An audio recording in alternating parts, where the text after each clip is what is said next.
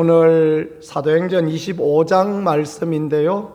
아그리빠와 버니게 앞에 선 바울, 그런 제목으로 말씀 나누도록 하겠습니다. 바울을 무고히 유대인들이 고발하였지 않습니까?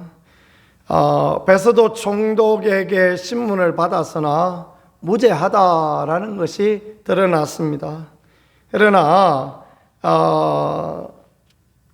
유대인들은 지속적으로 바울을 고발하고 예루살렘에 올라가서 거기서 이제 베스도 앞에서 다시 재판을 받기를 요청했습니다. 바울은 예루살렘 올라가면 죽을 것을 알고 있었습니다. 그 재판에 틀림없이 사형 판결을 받을 것이라는 걸 알고 있었기에 그는 가이사 황제에게 다시 이렇게 상소해서 가이사에게 가게 되어졌다라는 거, 거기까지 우리가 말씀을 나누게 되어졌습니다. 그 뒤에 나온 이야기들이 오늘 말씀이 되어지겠는데요. 우리는 지난번에 왜 가이사에게 가기로 그렇게 결정하였을까, 그런 것들을 이야기 나누었습니다. 그 당시에 황제는 네로 황제였는데 그는 기독교인을 핍박하는 사람이었고 로마에 가도 특별한 어떤 혜택을 받지 못할 것이다 라는 것을 바울은 알고 있었지만, 그러나 말씀 의지에서 하나님께서 바울아, 네가 로마에서도 나를 증거해야 되리라 말씀하셨으니까 말씀 의지에서 그렇게 바울이 가게 되어졌다라는 거, 황제에게 상소하게 되어졌다라는 거, 우리가 그런 것들을 보았습니다. 믿음의 삶의 정말 중요한 부분은 말씀에 의지하여 살아가는 것이다 라는 것을 보여주는 그런 부분이죠. 베드로도 보니까 주님이 부르실 때, 주님이 찾아오셨을 때 어떻게 합니까? 밤새 수고하였으나 고기를 잡지 못하였습니다. 그래서 아침에 낙심하고 절망해서 이거 어떡하나 그런 생각하고 있었지 않겠습니까? 주님께서 베드로의 배를 빌려서 말씀 전하시고 그 다음에 베드로에게 깊은 곳에 가서 그물을 내려라 가르쳐 주십니다. 깊은 곳에 그물 내려봐야 고기 안 잡히는 줄 너무나도 잘 알고 있습니다. 작은 그물 그런 거 내려가지고 깊은 곳에 절대 안 잡힙니다. 그래서 밤이 맞도록 수고하는 거예요. 물고기는 밤 되면 바깥으로 나오거든요. 바깥에 얕은 데로 다 나옵니다. 그 얕은 데로 나오면 이제 작은 그물로 가지고도 그물 치면 물고기가 잡혀지는 거예요. 물고기는 원래 밤에는 깊은 데 잘 없습니다. 물고기 밤에 얕은 데로 다 나옵니다. 참고로 말씀드리면 저는 낚시터에 가면 항상 밤에 가면 제일 얕은 데 가서 낚시를 했습니다. 그리고 항상 남보다 많이 잡았습니다. 왜 그러냐 하면 그걸 알기 때문에, 물고기의 생리를 알기 때문에 그렇습니다. 베드로 왜 모르겠습니까? 평생 어부로 살았는데 왜 모르겠습니까? 압니다. 그러나 베드로 뭔 이야기 합니까? 말씀에 의지하여서 밤이 맞도록 수고하였을 때 잡은 것이 없지만은 말씀에 의지하여 그물을 내리리다. 그러면서 그물을 내렸더니 놀랍게 그물이 찢어지도록 하나님의 역사가 일어나고 물고기가 잡힌 거 아니겠습니까? 하나님의 일하심은 그렇습니다. 우리가 말씀에 의지하여서 말씀을 읽다가 보면 막 하나님이 감동 주시는 때가 있어요. 그럴 때 그 감동을 따라가고 성령의 인도하심을 따라갈 때, 그때 우리는 올바른 믿음의 삶이요 축복의 삶이요 은혜의 삶을 살아가게 되어진다라는 거 늘 생각하며 믿음으로 나아가는 우리 모두가 되어질 수 있기를 소망합니다. 목사도 믿음이 부족할 때는 믿음의 은혜가 있을 때는 말씀을 의지하는데, 믿음이 부족하면 상황을 의지해 버립니다. 상황 바라보고 환경 바라보고 그러면서 또 거기서 길을 찾으려고 해보면 길이 없고 낙심하고 낭망하게 되어지는 것입니다. 하나님이 약속 주셨지, 하나님이 이렇게 말씀하셨지, 하나님이 이렇게 감동 주셨지, 그거를 찾아가는 게 하나님 앞에 너무너무 귀하고, 그래서 문제 앞에 엎드려지지 말고 말씀 앞에, 하나님 앞에 엎드려지는 것이 축복이다라는 것을 믿으실 수 있기를 소망합니다. 문제 없는 인생이 어디 있습니까? 모든 사람이 다 문제 있습니다. 문제 앞에 엎드려지면요 초라합니다. 우리 딸은 짜친다는 말을 종종 씁니다. 초라하다 아마 그런 말인 것 같습니다. 어디서 그런 말을 배웠나 모르겠는데, 하나님 앞에 우리가 문제 앞에 자꾸 굴복하고 문제 앞에 엎드려지면요 그러면 초라해지게 되는 것입니다. 문제 앞에 엎드려지는 것이 아니라 문제를 가지고 하나님 앞에 엎드려지면, 말씀 앞에 엎드려지면 하나님이 은혜 주시고 하나님이 세계를 열어주시고 하나님이 은총 주실 줄 믿고, 저나 여러분 우리 모두가 주님 앞에 엎드려질 수 있는 그런 은혜 힘입을 수 있기를 간절히 축복합니다. 자, 아그리빠 왕과 또 버니게 앞에 선 바울 그런 부분들을 이제 말씀을 통하여서 나누기를 원합니다. 자, 아그리빠 왕이라는 사람이 여기에 나오고 있습니다. 이분은 어떤 분이냐 하니까 헤롯 대왕의 손자입니다. 그러니까 예수님 태어나실 때 있었던 헤롯 왕, 그 유대 베들레헴 근방에서 2살 이하의 아이들을 전부 죽이라고 했던 폭군 헤롯 왕, 그 왕의 아들이 있는데 그가 헤롯 안티파스입니다. 그러니까 그는 어떤 사람이냐 하니까 우리 사도행전에 보니까 영광을 하나님께 돌리지 않으니까 사람들이 그가 연설하는 걸 들으면서 이거는 사람의 소리가 아니다, 왕의 신의 소리다. 그러니까 영광을 하나님께 안 돌리니까 하나님이 그를 쳐서 충이 먹어 죽었다. 어떤 벌레가 먹어 죽었는가 모르지만은 그런 부분 말씀하셨던 그 사람, 그가 헤롯 안티파스입니다.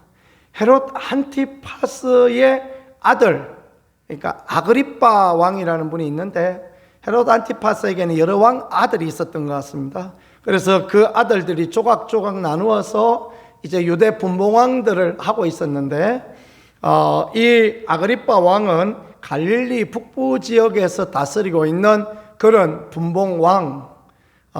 이 당시에 유대 사회는 두 가지 체제로 운영되고 있었습니다. 하나는 그 왕이, 그 땅의 왕이 다스리고 있었고, 그게 아그리빠 왕입니다. 그 중에 한 명이 아그리빠 왕이고, 또 하나는 로마의 총독이 와서 다스리고 있었고, 그래서 이제 이원 체제를 가지고 이렇게 다스리고 있는 그런 부분이 있었던 것입니다.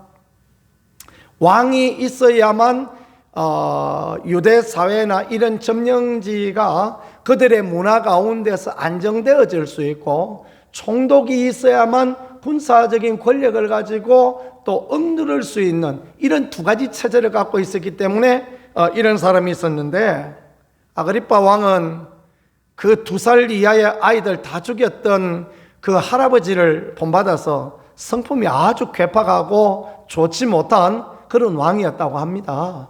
그러니까 이분은 원래 유대 출신이 아니지 않습니까? 에돔 사람이었다 보니까 그 뿌리가 그쪽에다가 보니까 유대인을 귀하게 여기지 않는 그런 사람이었던 것입니다. 여기 버니게라는 여인의 이야기가 나오는데, 버니게는 누구냐 하면 이 헤롯 아그리빠 헤롯의 친여동생이었대요. 그런데 오늘 여동생하고 아그리빠 왕하고 그 베스도 총독이 부임했을 때 거기 문안 인사를 가는데, 그래야 서로서로 인사를 하고 교제를 해야 서로서로 이제 좋을 거 아닙니까? 그래가지고 인사를 가는데 마누라하고 안 가고 여동생하고 가고 있어요. 특별하지 않습니까? 왜 여동생하고 같이 가겠습니까? 이게 참 희한한 게, 이 버니게라는 여인이 시집을 갔었는데 2번이나 이혼을 당하고 돌아왔었다는 겁니다. 자기 집으로 돌아왔다는 거예요. 행실이 좋지 않은 여자죠. 근데 이제 이 여자가 어떻게 하냐면 자기 오빠도 꼬셔가지고, 친오빠를 꼬셔가지고 둘이 같이 사는 거예요. 참 이게 말도 안 되는 이야기지 않습니까? 그리고는 부부처럼 나란히 마차를 타고 지금 베스도 총독을 만나러 그렇게 왔다라는 것입니다. 아마 이 여인이 인물이 좀 반반하고 그런 부분이 있었던 것 같습니다. 그리고 이 여인의 동생이 누구였냐 하면 이름이 갑자기 또 기억이 안 나네요. 그 동생이 벨릭스 총독의 부인이었어요. 버니게의 동생이 또 그 총독의 부인이었고, 그런 걸 생각해 보면 아마도 이 가문은 정치적인 영향력을 가지고 있는 그런 부분이 있었던 것 같습니다. 나중에는 심지어 이 버니게라는 여인이 그 티투스 황제에게도 가서 황제의 또 여인으로 그렇게 살기도 하고, 로마 원로원이 2번이나 이혼하고 자기 오빠하고 붙어 살던 그런 여인을 절대로 왕비로 삼아서 안 된다 반대해서 결국은 티투스의 그 정식 부인은 못 되었는데 평생 옆에서 영향력을 행사하던 그런 여인이었다라는 것입니다. 그러니까 이 사람들, 그 아그리빠 왕이나 버니게라는 여인이나 이 사람들이 재판관 하기에는 비적절한, 부적절한 그런 사람이었다라는 거, 그거를 이렇게 볼 수 있는 그런 부분이 되어지겠죠. 이게 참 재미있는 게요. 굉장히 자기 중심적이고 자기 마음대로 하였던 폭군, 그리고 이 단어가 잘 생각이 안 나네. 그저 부적절한 관계를 늘 맺고 있던 부정한 여인. 그런데 이 사람들이 선량하고 믿음의 사람 바울을 심판하려고 재판 자리에 섰다. 이게 참 얼마나 아이러니한 그런 현실인가라는 것들을 우리가 볼 수 있는 그런 부분이 되어지겠습니다. 신임 베스도 총독이 아마 이제 잔치를 하다가 그러다가 이제 아그리빠 왕한테 그 이야기를 합니다. 바울의 이야기를 합니다. 그 14절에 보니까 벨릭스가 구류한 사람이 있는데 2년 전에 있던 이야기를 하는 거죠. 벨릭스 총독이, 전임 총독이 감옥에 묶어둔 사람이 있는데 대제사장 장로들 또 유대인의 무리들이 와서 그를 정죄해서 죽여야 된다, 그렇게 이야기했다라는 것입니다. 그때 벨릭스가 무슨 말을 했냐 하면 16절입니다. 내가 대답하되 무릇 피고가 원고들 앞에 고소사건에 대하여 변명할 기회가 있기 전에 내주는 것은 로마 사람의 법이 아니라 하였노라. 이게 무슨 이야기냐 하면요, 사람들이 와서 누구를 고발하면 그 사람을 그 고발에 따라서 내어주지 말고 이 원고, 그러니까 이 고발당한 사람의 이야기를 들어보고 그 다음에 이제 판결을 내리는 게 로마의 법이다. 그거 모르는 사람 누가 있습니까? 왜 아그리빠 왕한테 그런 이야기를 할까요? 자기는 공정한 사람이다, 이 말을 하는 것입니다. 벨릭스는 2년 동안 무죄한 자를 가두어 두었지만 자기는 공정한 사람이다. 그리고 17절에 그러므로 그들이 나와 함께 여기 오매 내가 지체하지 아니하고 이튿날 재판자리에 앉아 명하여 그 사람을 데려왔다. 자기가 얼마나 정치를 열심히 하고 있다라는 것을 그렇게 말하는 그런 부분이 되어지겠지요. 자, 오늘 이 베스도는 어떤 사람입니까? 자기를 의로운 자로 포장하는 사람, 그래서 자기를 드러내어 보이고 싶어 하는 사람, 참 이런 사람들이 재판장이 되어졌는데 그러다가 보니까 공평한 판단을 내리지 못합니다. 18절에 원고들이 있어서 내가 짐작하던 것 같은 악행의 혐의는 하나도 제시하지 아니하고 오직 자기들의 종교와 또 예수라는 이가 죽은 것을 살았다고 바울이 주장하는 그 일에 관한 문제로 고발하는 것뿐이라. 들어보니까, 재판을 해보니까 잘못한 게 하나도 없다. 그러니까 로마 총독으로서 로마법에 어긋난 일을 한 일 없다. 어떻게 해야 되겠습니까? 놔줘야 되죠, 그죠? 놔줘야 되는데 놔주지 않습니다. 왜 그러냐 하면 유대인들을 두려워하기 때문에 그렇습니다. 유대인들이 폭동을 일으키면 어떡할까? 유대인들이 지금 일어나서 난리를 치고 그렇게 해서 치안 문제가 어려워지면 어떡할까? 그래서 이제 풀어주지 못하였다, 그런 말을 하는 것입니다. 19절에는 이제 믿음의 사람 바울의 주장 이야기를 썼습니다. 바울은 뭔 이야기를 합니까? 자기들의 종교와 또 예수라 하는 이가 죽은 것을 살아있다, 바울이 주장하는 그 일에 관한 문제로 고발하는 것뿐이다. 바울은 왜 잡혀왔습니까? 예수라 하는 이가 죽었는데 예수라 하는 이가 살아있다, 예수라 하는 이가 살아나고 부활하셔서 다시 살아나셨다. 왜 이 말을 하는 거죠? 이 말을 하는 것은 이유가 있습니다. 바울이 다메섹 도상에서 주님의 음성을, 그 예수님의 음성을 들었기 때문에 그렇게 말하고 있는 것입니다. 또 부활한 주님께서 그에게 부활의 증인이 되는 사명을 주셨기 때문에 그에게 이방 땅에 가서 하나님의 살아계심을 전하고 예수님의 부활하심을 증거하라라는 것을 말씀하셨기 때문에 그는 그렇게 하고 있는 것입니다. 그렇습니다. 우리가 믿음의 삶을 살아갈 때 하나님의 살아계심을 경험하고 하나님이 우리를 도우시고 하나님이 우리와 함께 하신다라는 것을 알고 믿고 나가는 것, 이게 하나님 앞에 얼마나 귀하고 얼마나 복된 그런 부분인지 모르겠습니다. 예수님을 증언하였던 바울과 같이 믿음의 증인으로 내가 하나님을 만났다, 내가 하나님의 음성을 들었다, 내가 하나님의 살아계심을 경험하였다, 그렇게 자랑할 수 있는, 전도할 수 있는 우리가 되어질 수 있기를 간절히 소망합니다. 황제에게 판결을 받도록 자기를 호소함으로 가이사에게 보내기로 했다라는 그런 말을 합니다. 황제의 심판 앞에 가도록 그렇게 호소하였기 때문에 바울은 믿음으로 하나님이 지켜주실 것을 보호하고 하나님이 도와주실 것을 생각하며 그렇게 하였다라는 것입니다.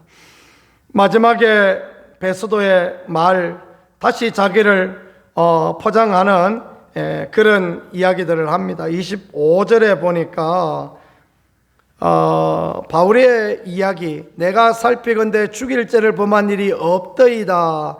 그러나 그가 황제에게 상소한 거로 보내기로 결정하였나이다. 실상을 이야기하는, 팩트를 이야기하는 것 같지만 사실은 이 이야기 뒤에는 바울이 상소하였으니까 얼씨구나, 아이고 좋다, 아이고 잘됐다, 그래서 이 애매한 입장, 죄 없는 사람을 내어주기도 그렇고 또 죄 없는 사람을 풀어주기도 그렇고, 그 애매한 입장에서 황제에게 상소하니까 아이고 잘됐다 했던 그런 모습. 그런데 자기를 합리화합니다. 바울이 황제에게 상소했으니까 내가 그렇게 보내주지 않을 수 없었다라고 그렇게 말하는 것입니다. 또 27절에 죄목도 밝히지 아니하고 죄수를 보내는 것이 무리 아닌 줄 아나이다. 그래서 아그리빠 왕이 왔을 때 당신이 유대의 종교에 대해서, 당신이 유대의 상황에서 잘 알지 않습니까? 당신은 아버지도 할아버지도 이 땅에 살았으니까 당신이 잘 아니까 당신이 좀 재판해서 이 사람이 죄가 뭔지를 알고 그 죄의 죄목을 황제에게 보내게 해주세요. 오늘 이야기가 혼동스럽고 길고, 그렇죠.